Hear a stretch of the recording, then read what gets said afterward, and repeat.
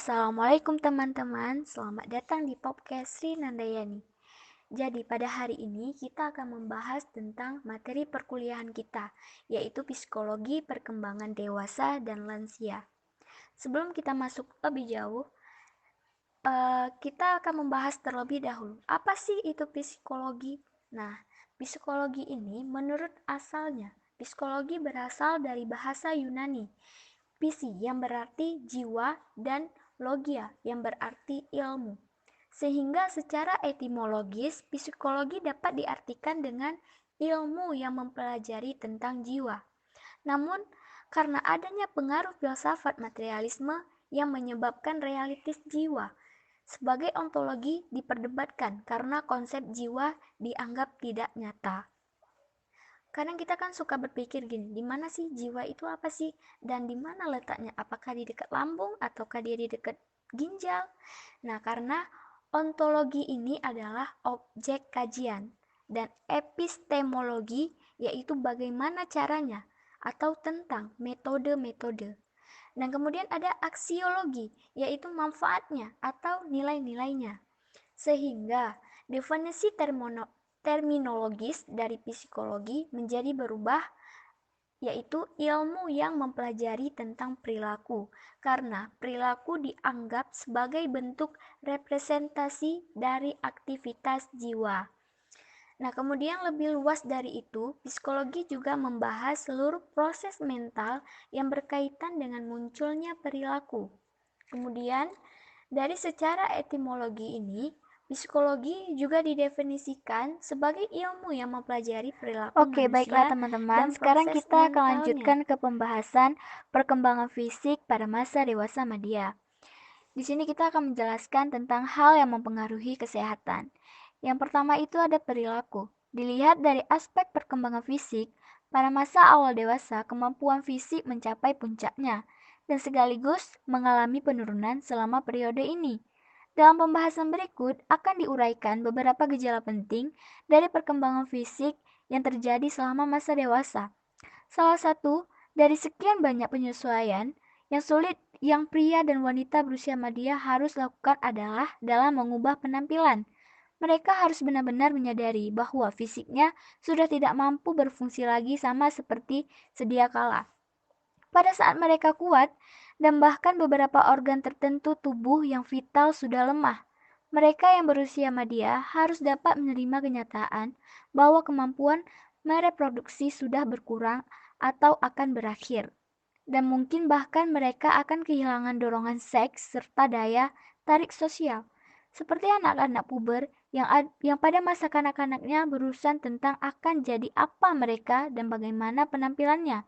Bila mereka sudah besar kelak, dan siapa yang kemudian menyesuaikan diri sehingga realitas penampilan mereka bila tidak bertumbuh sesuai dengan harapan mereka. Demikian juga orang yang berusia media harus mengesankan diri terhadap perubahan-perubahan yang tidak mereka sukai dan yang menandai tibanya usia tua mereka.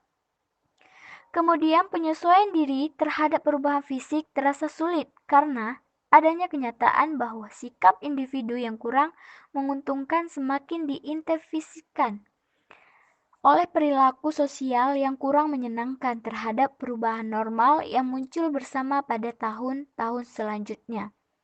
Perubahan fisik yang terpenting yang terhadapnya orang berusia media harus menyesuaikan diri.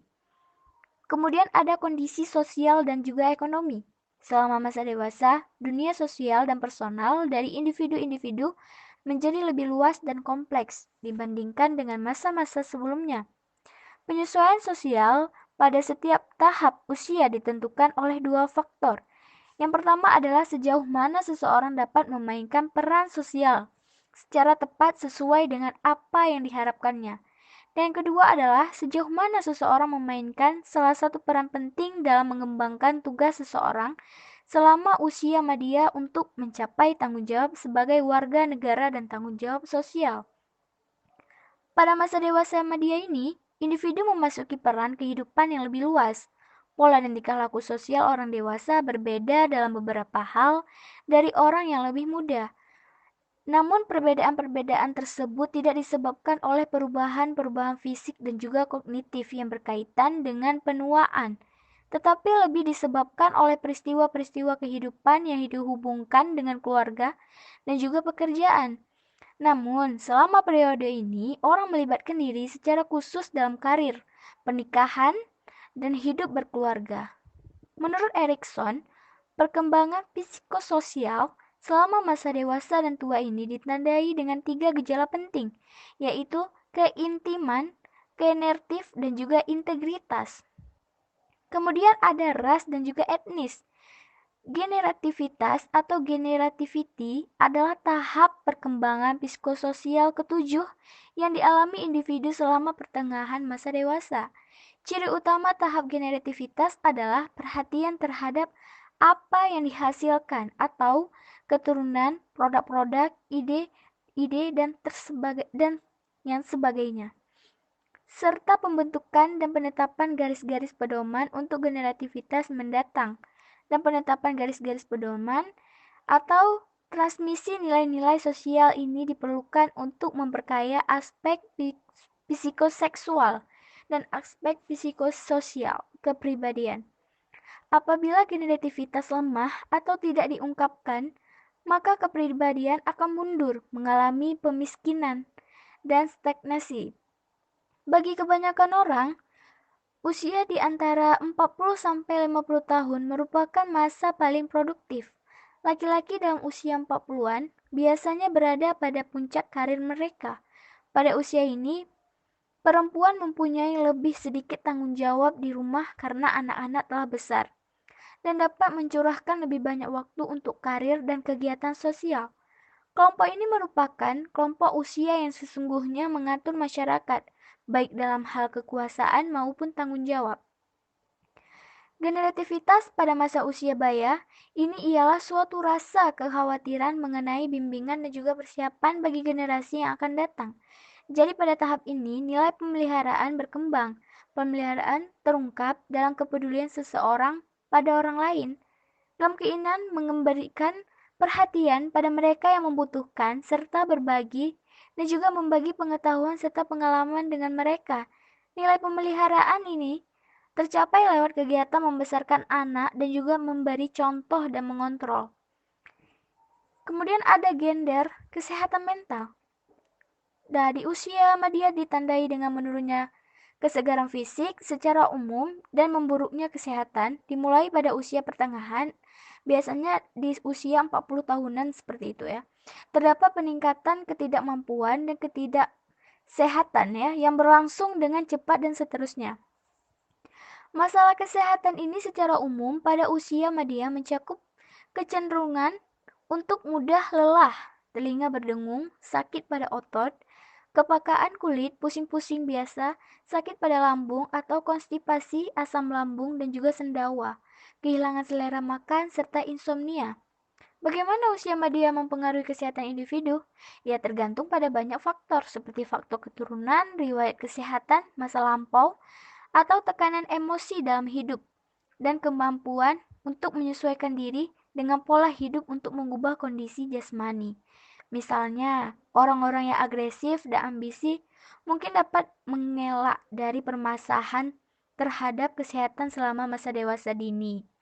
Akan tetapi, setelah berusia 40 tahun, mereka tampaknya lebih banyak yang mengalami serangan jantung daripada mereka yang relatif santai melakukan sedikit pekerjaan. Kemudian bagi wanita, perubahan biologis yang utama terjadi selama masa pertengahan dewasa adalah perubahan dalam hal kemampuan reproduktif, yakni mulai mengalami menopause atau berhentinya menstruasi dan hilangnya kesuburan. Dan pada masa umumnya menopause mulai terjadi pada usia sekitar 50 tahun, tetapi ada juga yang sudah mengalami menopause pada usia 40 tahun. Peristiwa menopause ini disertai dengan berkurangnya hormon estrogen. Bagi sebagian besar perempuan, menopause tidak menimbulkan problem psikologis, tetapi bagi sebagian yang lain, menopause telah menyebabkan munculnya sejumlah besar gejala psikologis, termasuk depresi dan hilang ingatan. Sejumlah studi belakangan ini menunjukkan bahwa problem-problem tersebut sebenarnya lebih disebabkan oleh reaksi terhadap usia tua yang dicapai oleh wanita dalam suatu masyarakat yang sangat menghargai anak-anak muda daripada peristiwa menopause itu sendiri. Kalau bagi laki-laki, proses penuaan selama pertengahan dewasa tidak begitu nampak jelas karena tidak ada tanda-tanda fisiologis dari peningkatan usia, seperti berhentinya haid pada perempuan. Lebih dari itu, laki-laki tetap subur dan mampu menjadi ayah anak-anak sampai memasuki usia tua. Hanya beberapa kemunduran fisik juga terjadi secara berangsur-angsur seperti berkurangnya reproduksi air mani. Kemudian ada stres di usia parubaya, bahwa usia ini merupakan masa stres penyesuaian terhadap radikal, terhadap peran dan pola hidup berubah, khususnya bila disertai dengan berbagai perubahan fisik, selalu cenderung merusak homeostasis fisik dan psikologis dan membawa ke masa stres, suatu masa bila jumlah penyesuaian yang pokok harus dilakukan di rumah, bisnis, dan aspek sosial kehidupan mereka. Cara biasa menginterpretasi usia berbaya ini berasal dari kalangan pria yang ingin melakukan pelampiasan untuk kekerasan yang berakhir sebelum memasuki masa usia lanjut. Kemudian ada emosi. Dalam banyak hal, periode dewasa madya adalah waktu timbulnya tekanan emosional. Bernice Negertin atau Kalun dan Angkol Lecella 1990 mengatakan bahwa periode ini merupakan suatu masa ketika orang dapat merasa puas dengan keberhasilannya. Meskipun bagi orang lain, ada kalanya periode ini justru merupakan permulaan kemunduran. Namun bagi si Erikson, dalam periode ini, individu memiliki antara kearifan dan penyerapan pribadi. Kearifan yang dimaksud di sini adalah kapasitas untuk mengembangkan perhatian terhadap orang lain atau masyarakat sekitar. Kesimpulan yang dapat diambil dari sini berarti pada umumnya usia madya ini, usia di setengah baya dipandang sebagai masa usia di antara 40-an sampai 60 tahun. Pada masa tersebut akhirnya ditandai oleh adanya perubahan-perubahan jasmani dan mental, penurunan kekuatan fisik diikuti oleh penurunan daya ingat. Kemudian perkembangan yang terjadi pada masa dewasa madya ini dari aspek fisik diantaranya terjadi perubahan dalam penampilan, perubahan dalam kemampuan indera, perubahan dalam keberfungsian fisiologis, perubahan pada kesehatan, dan juga perubahan pada seksual. Kemudian orang percaya bahwa kognitif belajar ataupun memori dan intelijensi mengalami kemerosotan bersamaan dengan terus bertambahnya usia. Uraian berikut akan mengetengahkan beberapa perubahan penting dalam proses kognitif yang terjadi pada masa dewasa dan juga usia tua. Pemikiran berkembangan postnormal atau pengembangan memori dan perkembangan intelijensi. Selama masa madya, dunia sosial dan personal dari individu menjadi lebih luas dan kompleks dibandingkan dengan masa-masa sebelumnya. Penyesuaian sosial pada setiap tahap usia ditentukan oleh dua faktor.